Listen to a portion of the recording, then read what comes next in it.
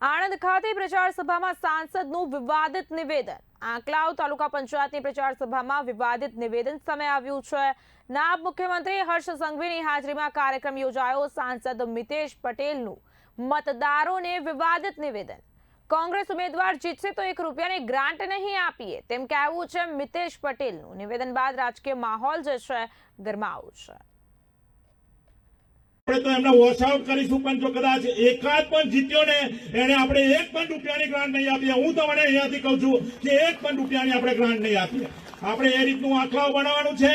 आपणा deputy CM साहेब आया छे अने આપણે બધાને જે પ્રમાણેનું આંકડાઓ જોતું હશે એ પ્રમાણેનું આંકડાઓ બનાવી આપશે।